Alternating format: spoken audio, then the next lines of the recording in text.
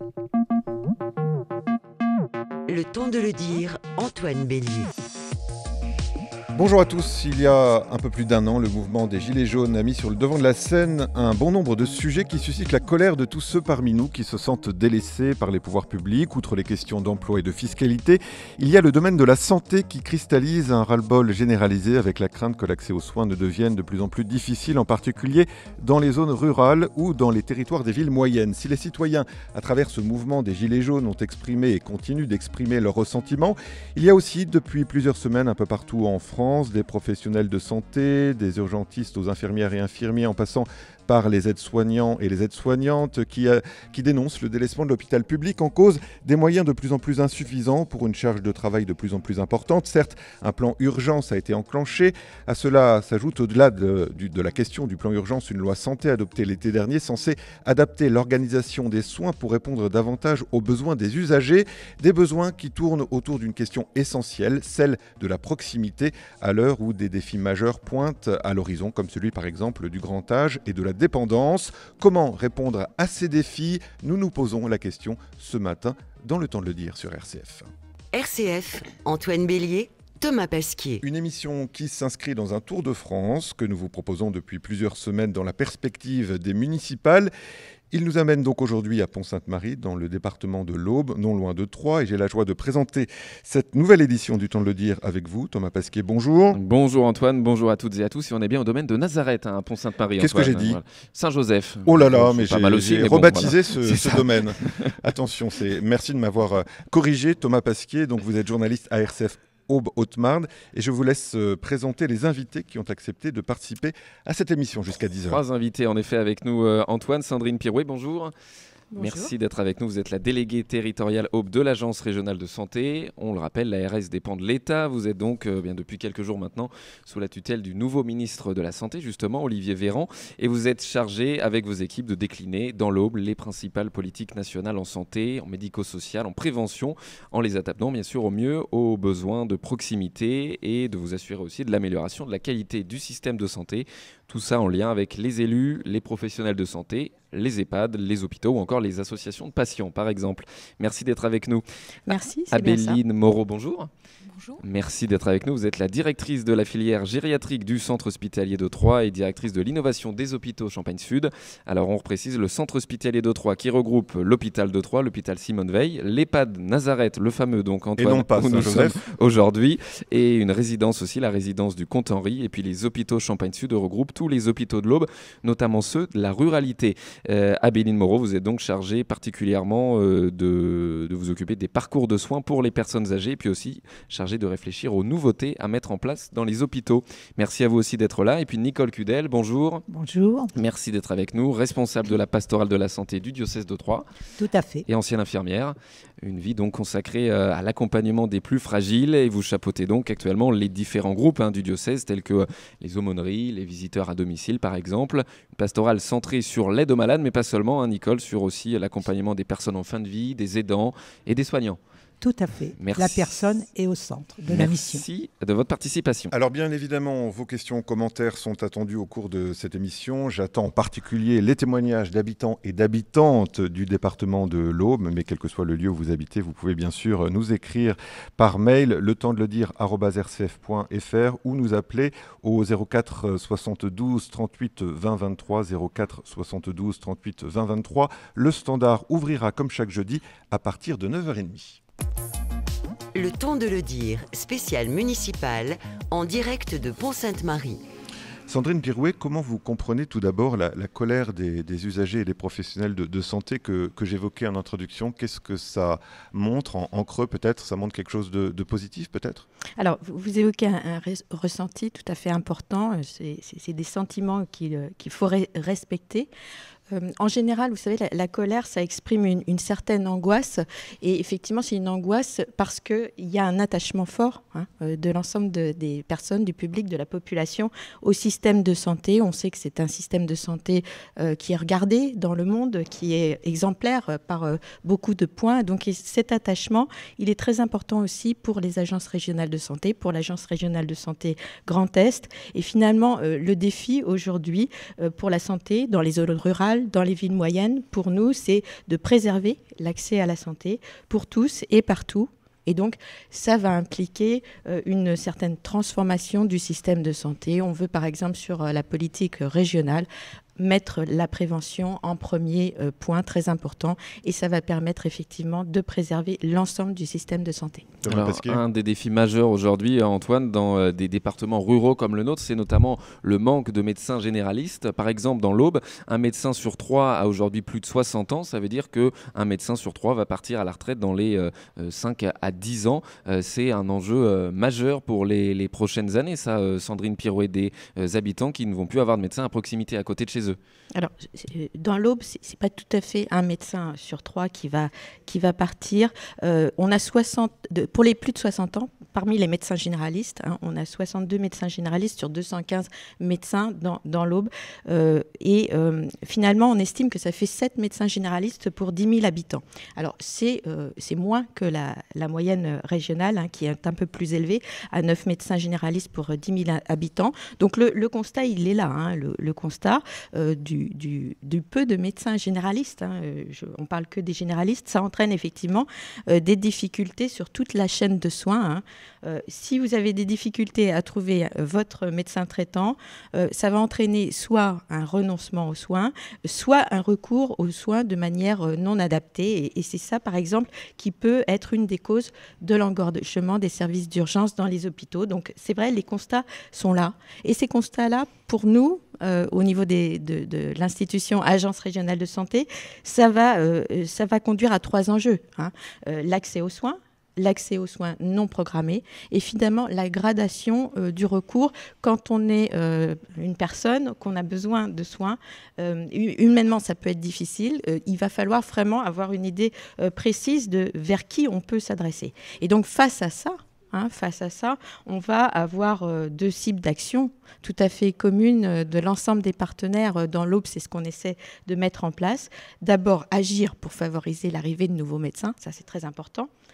Et dans les territoires, donc partout. On y reviendra, et puis aussi agir pour organiser une réponse commune de tous les professionnels de santé qui sont déjà en place et qui travaillent et dont on peut apprécier le travail. Alors, on évoquera dans cette émission, bien sûr, les pistes de solutions, mais j'aimerais vous entendre maintenant, Nicole Cudel. Je le rappelle, vous êtes responsable de la pastorale de la santé sur le diocèse de Troyes. Oui. J'imagine que cette question de la désertification médicale et du manque de médecins, c'est quelque chose qui préoccupe aussi le diocèse. Et de quelle manière vous recueillez peut-être des témoignages de personnes qui souffrent de cette désertification? Qu'est-ce qu'elles vous disent, ces personnes?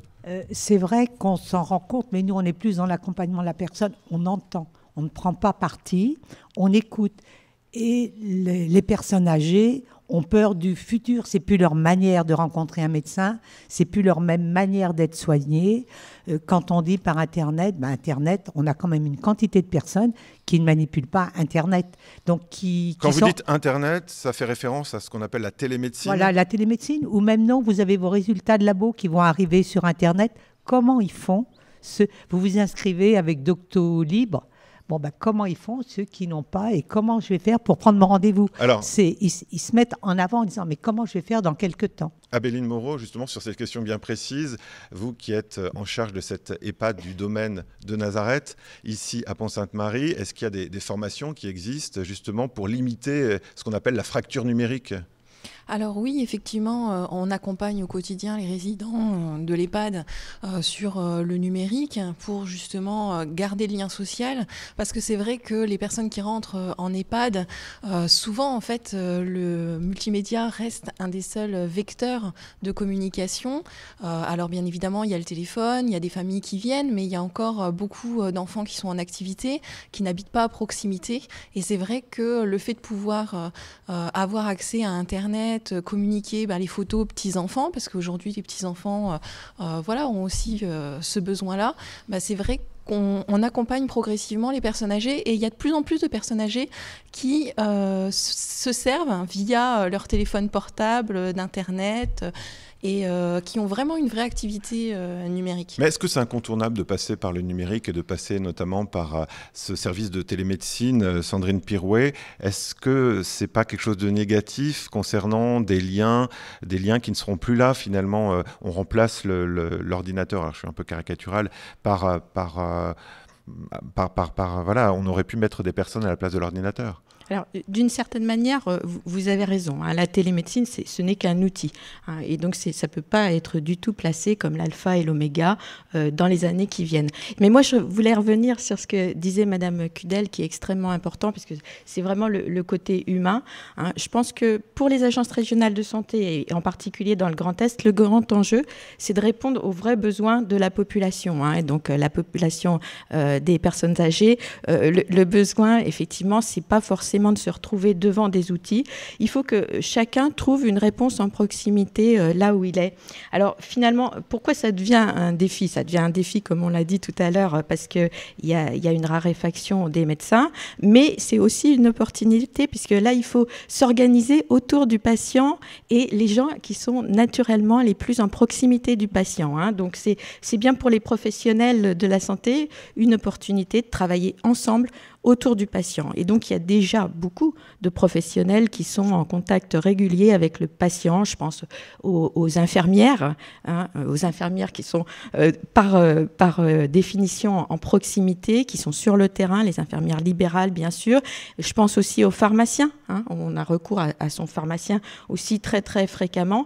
Et ça, c'est des professionnels de santé qui vont s'organiser. Donc, finalement, le grand enjeu pour une agence régionale de santé, c'est de favoriser, d'appuyer toutes les initiatives de professionnels qui vont vouloir travailler ensemble, se connaître, échanger pour mieux connaître le patient.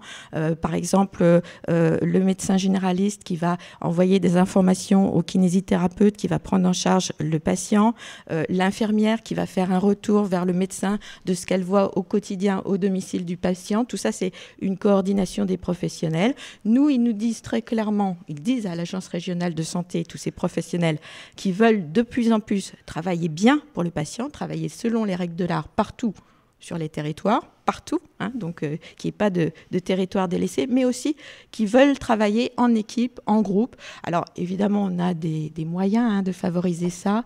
On favorise les équipes professionnelles, on favorise les maisons de santé pluriprofessionnelles dont vous avez sans doute déjà entendu parler et finalement je peux même vous donner des exemples. Alors peut-être après. Thomas on va évoquer une autre problématique. On a parlé du manque de médecins généralistes tout à l'heure. Une problématique qui peut-être en découle, c'est l'augmentation du nombre de passages aux urgences. À l'hôpital de Troyes, c'est environ 60 000 passages par an. Ça a été en augmentation ces 10 dernières années. Ça a un peu stagné l'an passé grâce à la création de 2 centres de soins non programmés. On va revenir sur la spécificité de ces centres de soins. Abéline Moreau, par exemple, vous qui dirigez cette EHPAD, est-ce que les EHPAD aujourd'hui, je sais que vous avez travaillé en ruralité aussi avant de venir ici à Pont-Sainte-Marie, sont obligés de recourir aux urgences plus facilement parce qu'il n'y a pas de médecins à proximité, justement? Alors, je pense que le recours aux urgences pour les personnes âgées est bien plus complexe que la simple question, finalement, de est-ce qu'on a suffisamment de médecins ou est-ce qu'on n'a pas suffisamment de médecins, parce qu'aujourd'hui, il y a un réel problème de repérage de la fragilité, à la fois de la personne âgée, mais aussi de l'aidant. Par rapport à ça, c'est vrai qu'aujourd'hui, on travaille sur le territoire sur un projet innovant qui s'appelle la responsabilité populationnelle, où on aimerait bien mettre finalement en relation toutes les personnes qui sont en charge du repérage dans le département de l'Aube, pour que une fois que la personne est repérée, il y a un plan d'action qui puisse être mis en œuvre pour que cette personne-là puisse rester en fait dans une zone de prévention finalement d'un risque et éviter ce passage aux urgences. Par exemple, en EHPAD, ce qui est important, c'est de mettre en place des protocoles. Parce que souvent, quand il y a des EHPAD qui n'ont pas d'infirmière la nuit, nous on a cette chance d'avoir une infirmière la nuit, mais l'aide-soignante qui se retrouve face à un résident qui a une pathologie particulière, elle ne sait pas forcément quoi faire. Et c'est vrai que par un appel au 15, ce n'est pas toujours simple, finalement, pour le régulateur de dire est-ce que la personne doit venir aux urgences ou est-ce qu'elle ne doit pas venir aux urgences. Et ça se solutionne souvent par un passage aux urgences. Donc ce seraient des référents qui seraient non pas des professionnels, mais des proches d'une personne âgée et qui seraient là pour agir en cas de problème, c'est ça ? Non, en fait, c'est quelque chose d'un petit peu plus large. C'est-à-dire que toutes les personnes qui aujourd'hui repèrent qu'il y a une fragilité chez une personne âgée ou chez un aidant pourraient finalement venir signaler cette fragilité et cette personne rentrerait dans un parcours de soins. Oui, alors avant de faire une première pause musicale, j'aimerais vous entendre là-dessus, Nicole Cudel, sur ce repérage de la fragilité, comme vient de le dire à l'instant Abéline Moreau. Qu'est-ce que vous diriez pour compléter son propos ? Alors, le repérage de la fragilité en ville, c'est très difficile. Dans un immeuble, on a quand même du mal parfois à connaître ses voisins. La maladie est quand même toujours quelque chose qu'on n'ose pas dire. Les personnes s'isolent. Et notre point d'interrogation, on essaie d'être des relais dans les paroisses pour connaître les personnes et avec les équipes de visiteurs à domicile où on travaille. Dans le rural, c'est peut-être un peu plus facile parce que les gens dans les villages se connaissent. Donc, on sait que l'ambulance est venue chez Madame une telle ou qu'il y a un médecin ou une infirmière qui passe régulièrement. En ville, c'est beaucoup plus complexe, mais je pense qu'il faut vraiment qu'on soit des veilleurs. Donc, la santé, c'est la responsabilité de tous et de toutes. Tout à fait. Voilà, quelques années, les enfants repéraient beaucoup. Quand on avait des années de quartier, bah tiens, une ambulance est venue. C'était un événement, l'ambulance. Maintenant, c'est beaucoup plus courant.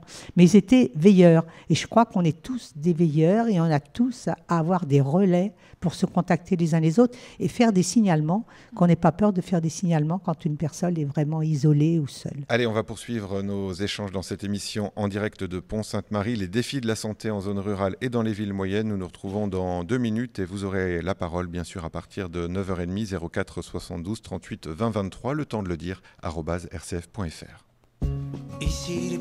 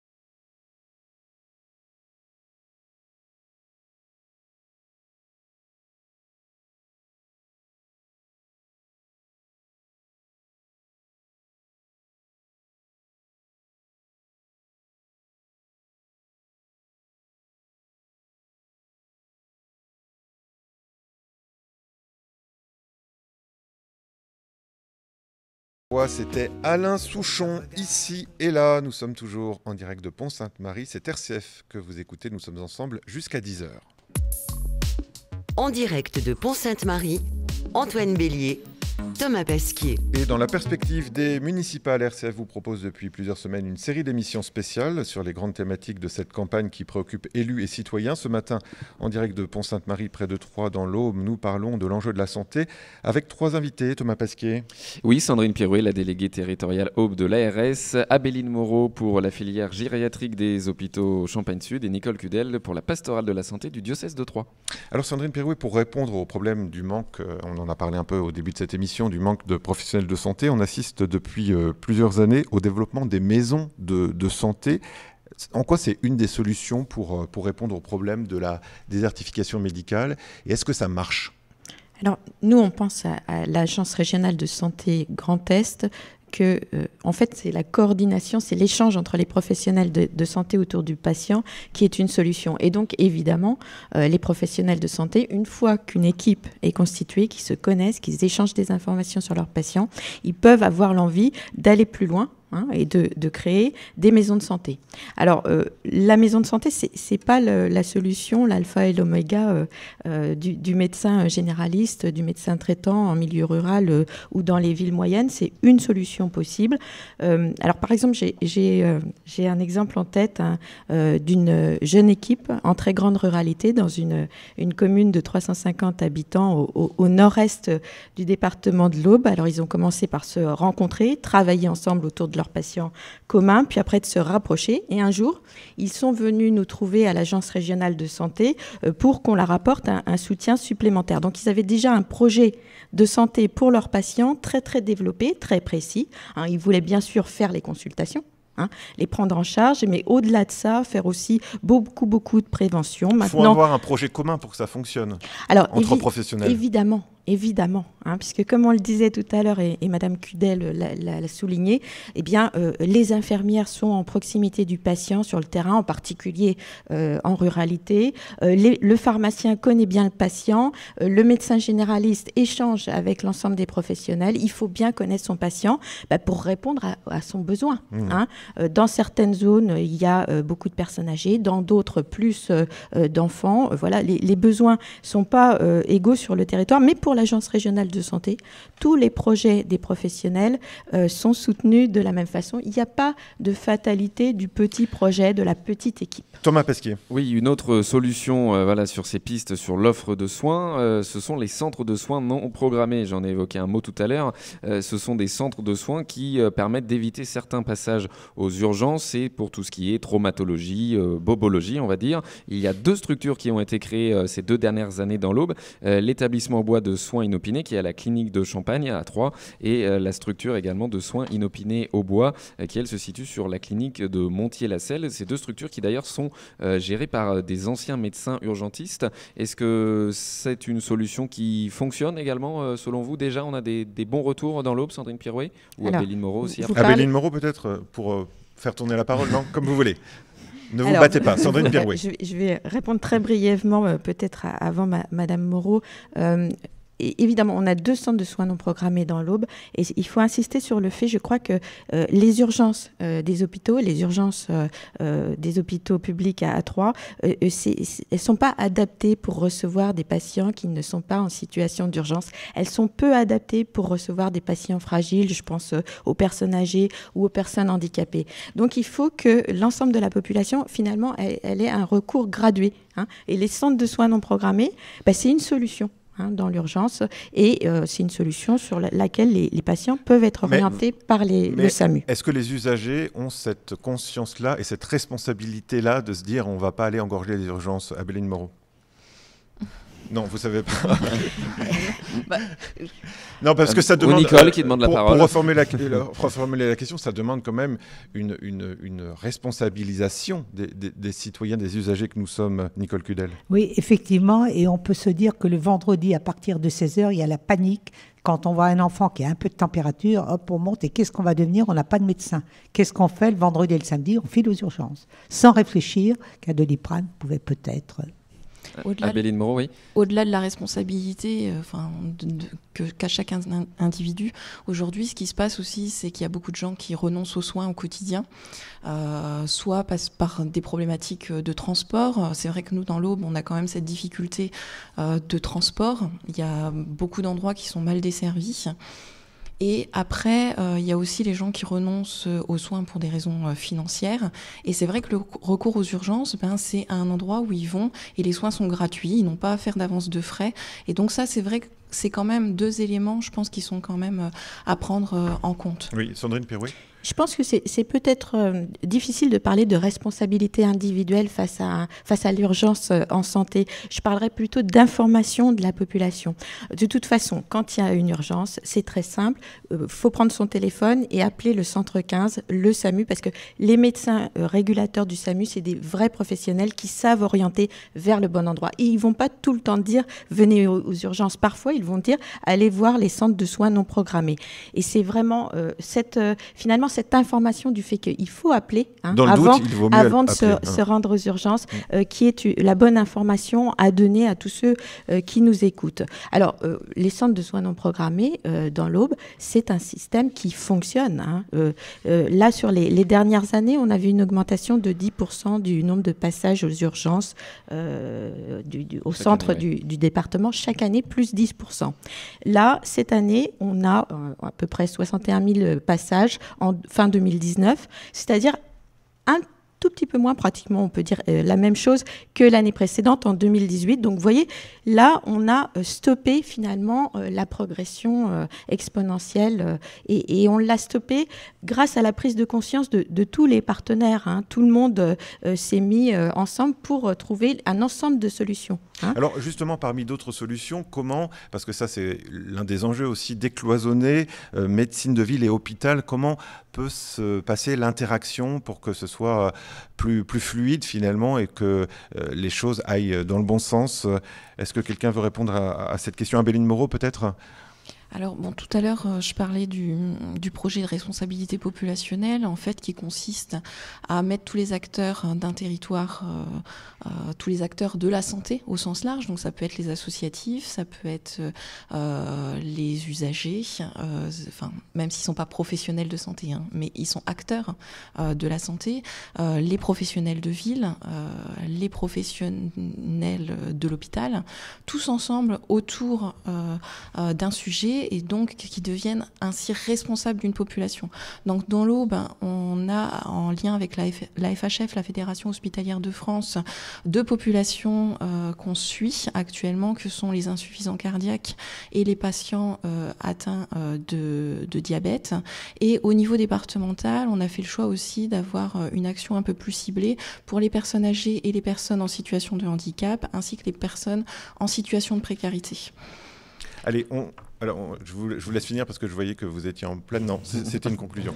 Alors, on se retrouve dans une petite minute sur RCF en direct de Pont-Sainte-Marie avec celui qui a accepté de co-animer cette émission avec moi, à savoir Thomas Pasquier. Avec plaisir. On se retrouve dans une petite minute et n'hésitez pas à prendre la parole. Pour cela, il suffit de composer le numéro suivant 04 72 38 20 23 ou nous écrire le temps de le dire @rcf.fr. À tout de suite. Tout au long du carême, RCF vous propose de cheminer vers Pâques avec un podcast inédit, Réorienter sa vie. Chaque jour, pendant 1 minute 30, découvrez le témoignage de personnalités et d'anonymes qui ont fait le choix de changer leur quotidien. Réorienter sa vie, un podcast à écouter sur l'application RCF, mais aussi à recevoir chaque jour par email en vous inscrivant gratuitement sur rcf.fr. ADF Bayard Musique vous présente sa sélection d'albums pour le carême et le temps pascal.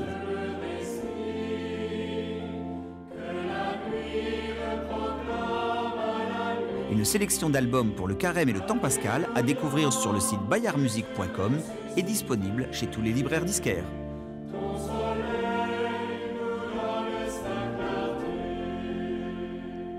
Il est 9h31, nous sommes toujours en direct de l'EHPAD du domaine de Nazareth à Pont-Sainte-Marie près de Troyes pour évoquer les enjeux de la santé dans le cadre de notre série d'émissions organisée à l'occasion de la campagne des municipales. Thomas Pasquier, journaliste à RCF Aube-Haute-Marne, m'accompagne en présence de 3 invités, Thomas. Toujours 3 invités, effectivement, Antoine. Sandrine Pirouet, déléguée territoriale Aube de l'ARS, Abéline Moreau, directrice de la filière gériatrique du centre hospitalier de Troyes et de l'innovation des hôpitaux Champagne-Sud, et Nicole Cudel, responsable de la pastorale de la santé du diocèse de Troyes. Et on enchaîne avec une autre solution peut-être face à cette problématique du manque de médecins. C'est la télémédecine justement. C'est permettre à des personnes, notamment en milieu ruraux, d'avoir une consultation avec un médecin qui est à Troyes par exemple. Et bien grâce à l'intermédiaire de la webcam, on peut avoir des consultations tant pour des médecins généralistes que des médecins spécialistes. Sandrine Pirouet, et fin 2019, quasiment tous les EHPAD de l'Aube en étaient équipés. Est-ce que l'Aube est un département exemplaire en France sur ce développement de la télémédecine? Oui, on peut le dire. Alors effectivement, la télémédecine, bon, c'est un dispositif innovant, mais pas tant que ça dans l'Aube, puisqu'on est le premier département de la région Grand Est à avoir équipé l'ensemble des EHPAD. Donc ça fait près d'une quarantaine d'établissements. Il y a aussi des officines qui sont équipés en télémédecine. Alors, vous savez, la télémédecine, c'est pas un équipement qu'on laisse dans un coin et qui prend la poussière. C'est très concret. Il y a une très grosse maison de retraite. Une infirmière à chaque fois qui est avec le patient. Il y a une très grosse maison de retraite dans le sud du département qui en est à plus de 100 consultations par an, rien qu'avec la télémédecine. Donc, évidemment, c'est un très gros apport pour les infirmières de cet EHPAD. On le reconnaît, ça, on en parlait tout à l'heure. Et puis aussi, effectivement, l'idée, alors à terme, très rapidement, dans les 2 ans qui viennent, d'équiper par exemple les infirmières qui vont au domicile des patients avec cet équipement-là, pour qu'elles aient toujours un recours potentiel quand elles voient que la situation de leurs patients à la maison se dégrade. Donc ça va changer complètement les métiers finalement, Abéline Moreau. Ça demande une formation supplémentaire. Ça va peut-être séduire des futures vocations? Alors, c'est vrai que ça demande une formation supplémentaire à l'outil et surtout retirer une certaine appréhension que peuvent avoir à la fois le patient et à la fois le soignant. En plus, il faut aujourd'hui réussir à régler un certain nombre de problématiques d'ordre technique pour le rendre plus fluide et plus opérationnel. Mais par contre, à terme, il y a un vrai bénéfice, je pense, pour les usagers et nous aussi pour les EHPAD, parce que avec des créneaux bien définis, on va limiter les transports des résidents, on va pouvoir mobiliser un peu moins de temps soignant. Donc à long terme, ça sera vraiment un bénéfice, même si aujourd'hui, effectivement, ça va demander quelques adaptations. Nicole Cudel, vous avez, on le disait en introduction, été infirmière pendant de nombreuses années. Vous pensez que ce genre de métier, c'est un métier d'avenir et aujourd'hui, il y a besoin vraiment de plus en plus de parler de ce métier pour répondre aux enjeux qui sont ceux de la santé aujourd'hui? Je crois que ça doit être passionnant pour une infirmière qui arrive dans ce domaine, là, tout découvrir et puis se sentir vraiment responsable et épaulée en même temps. Elle ne sera plus toute seule quand elle fait des visites ou n'importe, à prendre une décision ou à dire qu'est-ce que je fais? Est-ce que je préviens le médecin qui est débordé? Je pense qu'elle aura le conseil tout de suite. Je pense que c'est quelque chose bien utilisé, bien expliqué, sera bien. Alors, une autre question, puis après, promis, je laisse la parole à Thomas Pasquier. Pas de souci, Antoine. Sandrine Pirouet, qu'est-ce qu'on peut penser de l'un des aspects de la loi santé qui concerne le recrutement des assistants médicaux auprès de médecins dans les zones où la densité médicale est faible? Est-ce qu'on en sait plus sur la formation de ces futurs assistants médicaux? Alors, les assistants médicaux, effectivement, c'est une des mesures qui vont être mises en place à la suite de la démarche Ma Santé 2022, un ensemble de la loi santé qui se met en place progressivement, puisque c'est vraiment, comme je le disais tout à l'heure, un ensemble de transformations du système de santé. L'idée, en fait, c'est d'économiser le temps du médecin, que le temps du médecin soit vraiment réservé aux soins et à la consultation, à l'échange avec le patient. Alors, finalement, les assistants, c'est un peu un relais. Mais quelle formation ils vont avoir? C'est une formation d'infirmier, d'infirmière? Il y a plein de choses à définir sur ces nouveaux métiers, parce que là, on parle de nouveaux métiers de la santé. Et finalement, ça fait partie de ces innovations organisationnelles qui sont très importantes en ce moment, qui se mettent en place. Et des nouveaux métiers, des nouvelles techniques, des innovations dans l'organisation des professionnels. Moi, je pense que l'ensemble de ces innovations qui vont aller dans le sens de coordonner les professionnels sont très, très importantes, et c'est ça qui va faire la différence dans les 2-3 ans à venir. L'idée aussi de créer encore plus et mieux du lien entre les professionnels de la ville et les professionnels de l'hôpital, par exemple. Thomas Pesquet. Alors, une autre problématique, Antoine, qui s'oppose dans un département comme l'Aube, c'est que nous n'avons pas de centre hospitalier universitaire, puisque la fac de médecine est à Reims. Tout l'enjeu est donc d'essayer de faire venir des jeunes, justement, des jeunes praticiens dans l'Aube. Et la spécificité dans l'Aube, c'est que là, depuis quelques années, eh bien, les collectivités locales ont pris la main pour certains sujets, notamment l'agglomération de Troyes qui porte la création d'une maison de santé universitaire pluridisciplinaire qui devrait ouvrir dans un an, qui porte aussi la rénovation de logement d'interne et le département aussi qui n'a pas de compétences a priori en matière de santé qui a récemment acquis pour 2 millions d'euros un robot chirurgical pour le centre hospitalier de Troyes. Tout ça, selon vous, Abéline Moreau, voilà, ces innovations, vous aussi qui êtes chargée de l'innovation pour les hôpitaux Champagne-Sud, c'est important pour faire venir des jeunes et les faire rester surtout ensuite sur le territoire? Effectivement, il faut qu'on puisse être attractif. Et aujourd'hui, les jeunes professionnels attendent de pouvoir se servir d'un robot chirurgical parce qu'ils auront certainement été formés dans un autre centre. Ils attendent, vous parliez des compétences des villes et le fait qu'aujourd'hui les communes investissent aussi dans la rénovation de logements. C'est sûr que quand ils vont faire leur internat, ils vont être là un certain nombre d'années.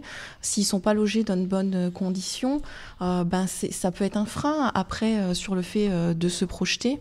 Et de manière générale, effectivement, la santé n'est pas que du recours de l'hôpital. Elle dépend aussi de tous les acteurs du territoire. Si on veut demain mettre en place des actions, par exemple en sport santé, l'ARS aujourd'hui porte un dispositif qui s'appelle PrescriMove. Les médecins, si jamais ils signent une ordonnance comme quoi il faut faire du sport santé, mais qu'il n'y a pas de dispositif mis en place par la ville et que la personne n'a pas de ressources, comment elle va faire? D'où la nécessité d'un travail collectif entre professionnels, élus, acteurs de terrain, voilà, pour que ça fonctionne. Nicole Cudel, justement sur cette question de l'attractivité du territoire, vous, c'est quoi votre sentiment? Qu'est-ce qui peut rendre ce territoire attractif pour ceux et celles qui peut-être hésitent à s'engager dans les missions au service de la santé?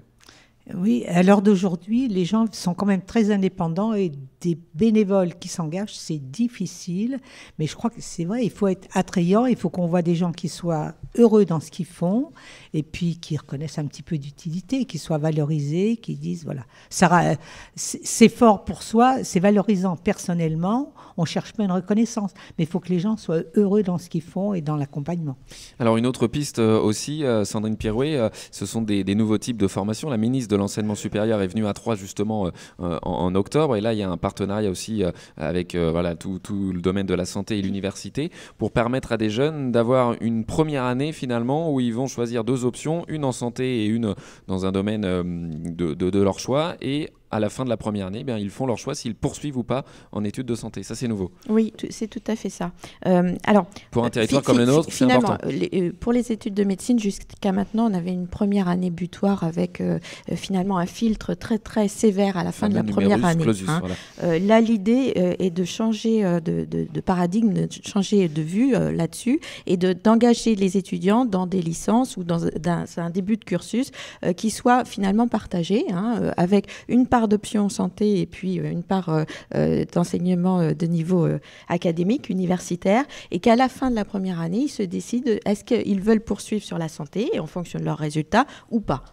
Donc c'est quand même un changement majeur. Alors effectivement, dans l'Aube, on a un pôle universitaire aux études médicales en santé et ça c'est très très important. Vous parliez tout à l'heure de la question de l'attractivité au métier de la santé. Je pense que c'est une question qui doit toucher aussi les départements comme l'Aube où il n'y a pas de CHU, où il n'y a pas de formation universitaire des médecins. L'attractivité pour un professionnel de santé quel qu'il soit, c'est un enjeu de formation initiale, un enjeu de formation continue, un enjeu de parcours et de progression de carrière et dans un environnement favorable. On a aussi des médecins notamment qui se portent volontaires, c'est ça, pour accueillir des stagiaires dans l'Aube ? Oui, tout à fait. Et on veut encore travailler cette question au niveau de l'Agence régionale de santé. On veut développer le nombre de médecins généralistes qui vont pouvoir être maîtres de stage pour les futurs médecins, pour les internes qui sont en formation. Il y en a déjà beaucoup dans l'Aube. On veut doubler, tripler ce nombre. On pense qu'il y a encore beaucoup de possibilités pour accueillir les étudiants en formation pour les études de médecine. Et puis, on peut élargir cet accueil des stagiaires aux autres professions de santé. Il est très important, par exemple, que les infirmiers et les infirmières puissent faire des stages tout à fait formants, tout à fait de très haut niveau dans le département. C'est aussi important qu'ils puissent se projeter dans un métier valorisant et savoir utiliser toutes les nouvelles technologies dont on parlait tout à l'heure. Abéline Moreau, que vous disent finalement les jeunes praticiens, les jeunes professionnels de santé qui s'investissent dans cet EHPAD par exemple ou ailleurs? Quels sont les arguments, si vous voulez, qui sont les vôtres pour les amener à s'engager sur le long terme dans les établissements que vous gérez? C'est vrai que, par exemple, la gériatrie ne fait pas rêver beaucoup de professionnels, aussi bien aides-soignants, infirmières, parce que ça a souvent une mauvaise image. Par contre, il y a beaucoup de professionnels qui, une fois qu'ils ont réussi à passer le cap, et parce qu'ils sont venus découvrir à travers un stage, ou alors qui sont venus ici il y en a beaucoup qui viennent aussi par volonté, mais finalement, ils s'aperçoivent qu'on peut proposer autre chose en termes de prise en soins. Et c'est vrai que souvent, c'est quelque chose qui les intéresse. On va proposer, par exemple, de la recherche autour prochainement du manger-main, donc qui est une nouvelle pratique soignante. On est actuellement sur d'autres Manger-main teasing pour l'émission de tout à l'heure à 12h30, je me permets. Voilà, parce qu'il y aura un reportage sur ce sujet. D'autres sujets comme par exemple la médiation animale. On a ici aussi des robots chats. Donc en fait, on voudrait faire un comparatif entre la médiation animale traditionnelle et la médiation robotique. Il y a des professionnels aussi qui sont intéressés parce qu'on a un pôle d'activité et de soins adaptés pour les personnes atteintes de la maladie d'Alzheimer. On a aussi recours à un certain nombre de prises en charge nouvelles. Oui. Et c'est vrai que c'est souvent cette nouveauté qui attire. Alors justement, on va continuer d'évoquer, parce que les enjeux sont nombreux, ces défis du grand âge et de la dépendance, juste après cette nouvelle pause musicale. Le temps de le dire, @rcf.fr pour nous envoyer vos questions ou vos commentaires.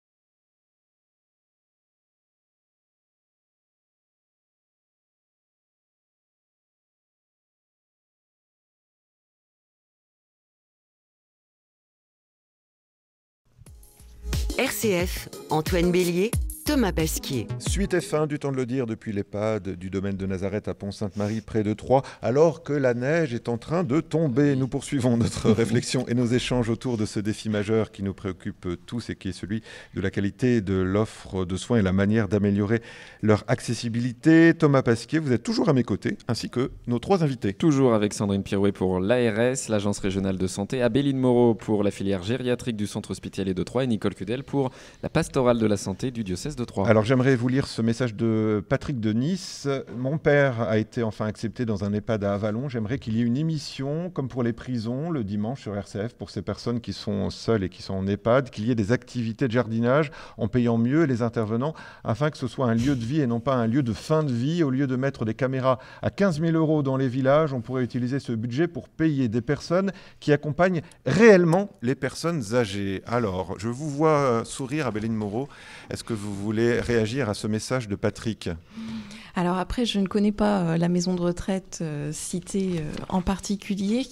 Après, c'est vrai que nous, on a cette chance au domaine de Nazareth d'avoir une équipe d'animation qui est très dynamique, mais pas que l'équipe d'animation. On a aussi toute une équipe de rééducateurs avec psychomotriciens, avec professeurs en activité physique adaptée. On a aussi des soignants qui s'impliquent aussi beaucoup dans l'animation. Par exemple, on propose, du fait qu'on a aussi cette chance d'être en ville, des accompagnements à la piscine autour de la médiation aquatique. Après, c'est sûr que c'est pas simple non plus tous les jours pour les professionnels, notamment les soignants, parce que il faut organiser ces temps pour qu'ils puissent se libérer. Mais c'est vrai qu'on a réussi à trouver quand même une certaine organisation pour proposer ce genre de choses. Après, on aimerait bien effectivement pouvoir avoir plus de personnel, parce que c'est vrai que ça serait quand même l'idéal par rapport aux besoins des personnes âgées. Mais on comprend aussi qu'il y a des contraintes budgétaires aujourd'hui, et c'est vrai qu'on essaye de faire au mieux avec les moyens que nous avons, et avec des agents qui ont beaucoup de bonne volonté, on arrive quand même à faire des choses formidables, je trouve. Oui.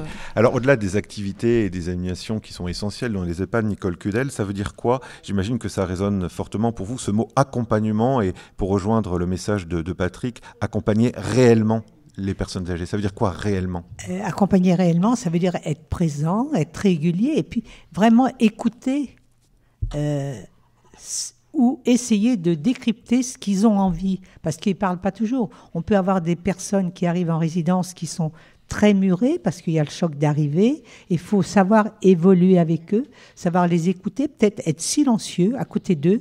Et là, d'un seul coup, ils vont parler, mais en sachant les respecter, ne pas les questionner obligatoirement, mais en étant vraiment présent. C'est une présence qu'ils ont besoin, et puis après, on évolue avec. Et respecter ce que les établissements y proposent. Essayer, un résident qui ne veut pas descendre, peut-être un jour, descendre avec lui à l'animation, et au bout de quelques temps, ça part. Je crois que notre présence, elle est là dans le respect, autant du résident que de la résidence où il est. Sandrine Pirouet, oui. Comment répondre à ces enjeux de la dépendance, de l'autonomie aussi, malgré les contraintes budgétaires aujourd'hui ? Alors là, on parlait effectivement de lieux de vie. Les maisons de retraite, les EHPAD sont des lieux de vie, donc ce n'est pas des établissements de soins, très clairement. Donc toutes les animations dans les lieux de vie sont absolument essentielles. Nous, on pense à l'Agence régionale de santé qu'il y a un point majeur de la prévention pour les personnes âgées, c'est le maintien de l'autonomie le plus longtemps possible. Donc on agit beaucoup sur cette question de la prévention. 20 millions d'euros annoncés par Olivier Véran, un coup de pouce supplémentaire concernant le maintien à domicile. J'ouvre et je ferme une parenthèse. Oui, alors ça c'est un domaine sur lequel on ne peut agir que de manière partenariale quand tout le monde se met autour d'une table. Alors c'est le cas par exemple dans l'Aube, on a un dispositif de réunion qui s'appelle la conférence des financeurs et qui associe le conseil départemental, la CEPAM, l'ARS, l'ensemble des personnes, des partenaires qui sont impliqués pour les personnes âgées. Et le grand sujet, c'est comment on va finalement maintenir cette autonomie le plus longtemps possible. Alors concrètement, c'est quoi ? Par exemple, dans l'Aube, on a des ateliers qui sont sont accessibles aux seniors assez facilement. Les inscriptions sont assez faciles. Des ateliers code de la route, par exemple, pour se remettre à niveau, parce que la mobilité, c'est très important, même quand on a un certain âge. Des ateliers mémoire, des ateliers activité physique, des cours de cuisine vraiment très adaptés. Et finalement, l'issue de tout ça, c'est surtout de faire du lien, hein, de permettre aux personnes âgées de rencontrer du monde, de rencontrer des amis. Voilà. Mais ça, c'est évidemment quand on est chez soi, hein, quand on est à son domicile. Nicole Cudel, ouais, le lien vraiment social, les rencontres, c'est important pour reculer l'âge d'entrée dans ces établissements. Tout à fait. Et je dis, on a une opportunité. L'hospitalisation à domicile vient de nous solliciter en demandant des référents par quartier à Troyes ou même dans le rural. On est en train de leur faire un fichier de personnes quand ils verront qu'ils sont seuls ou qui ont un besoin spirituel, où ils nous alarmeront et on est en train de faire un fichier. Et c'est vraiment une opportunité et je les remercie de dire qu'on est là près des gens. Alors, je vais poser, peut-être on l'a déjà posé cette question, mais je vais la poser à nouveau tout de même. Pourquoi en fait il faut favoriser absolument le maintien à domicile des personnes âgées dans la mesure du possible? C'est pas qu'une raison pragmatique, c'est pas que pour ne pas engorger les établissements type EHPAD.